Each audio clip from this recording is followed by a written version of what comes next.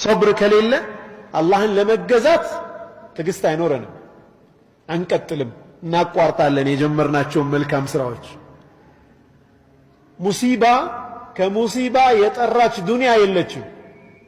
ከሙሲባ ነፃ የሆነ ዓለም ጀነት ብቻ ነው። ሊየብሉወኩም አዩኩም አሕሰኑ ዐመላ። ሁሌም ኢብትላእ ውስጥ ነው ያለው። በኒዕማ ይፈተናል፣ ኒዕማም በማንሳት ይፈትናል አላህ።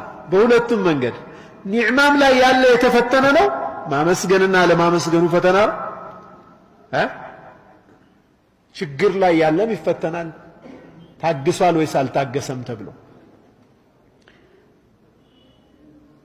ጣዓ ሰብር ያስፈልገዋል፣ በላ ሰብር ያስፈልገዋል፣ ከማዕሲያ መራቅ ሰብር ያስፈልገዋል። ሳቢሮችን አላህ አብሬያቸው ነኝ አለ አላህ። ኢነላሃ መዐ ሳቢሪን። እርዳታ ከእነርሱ ጋር ነው ማለት ነው ይላሉ ዑለማዎች። አላህ አብሮት የሆነ ሰው አይሸነፍም። ነስር ሐሊፋቸው ነው። ነስር አስተማማኝ ነው ለነርሱ። ነስርና ሰብር አይለያዩም። ሰብር ካለ ነስር አለ። የሚነጣጠሉ ጉዳዮች አይደሉም። አንድ ዓሊም ምን ይላሉ? ሐሰን አልበስሪ ይመስሉኛል፣ አላሁ አዕለም። ላ ፉደይል ብኑ ዒያድ ናቸው። ምን አሉ? ዱንያ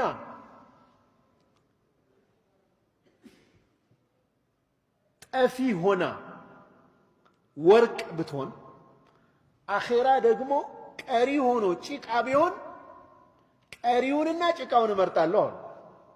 ዓቅል ያለው ሰው ዘላለማዊ የሆነውን ጭቃውን ነው የሚመርጠው፣ ጠፊ የሆነ ወርቅ አይመርጥም አሉ። ገብተናል? ዘላለማዊነት ትልቅ ዋጋ ይሰጠዋል። አኼራ ካሳመር ነው ሊያምር ነው፣ ካበላሸ ነው ደግሞ ዘላለማዊ ብልሽት ነው። ስለዚህ ለአኼራ ሲባል ዱንያን መተው ማለት ነው ዙህድ ማለት። ምንም አይነት ሙሲባ ቢደርስብን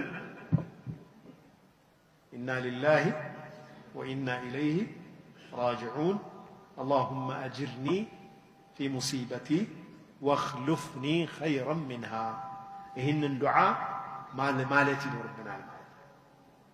ሙእሚን በአላህ የሚያምን በነቢዩ ዓለይሂ ሰላቱ ወሰላም ንግግር የቂን ያለው ሰው በሙሲባ አይሰበርም። ሙሲባ እንደውም የበለጠ ወደ አላህ ያቀርበዋል፣ የበለጠ ወደ አላህ ያቀርበዋል። እናያለን በኋላም ላይ ሰሒሕ አልቡኻሪ ላይ በተላለፈልን አቢ ሁረይራ በዘገቡት ሐዲስ ላይ ደግሞ የቁሉ ዐዘ ወጀል በሐዲስ አልቁድስ ማለት ነው። አላህ ምን ይላል? ማ ሊዐብድ ልሙእሚኒ ዒንዲ ጀዛአን ኢዛ ቀበድቱ ሰፊየሁ ሚን አህሊ ዱንያ ሱመ እሕተሰበሁ ኢላ ልጀና።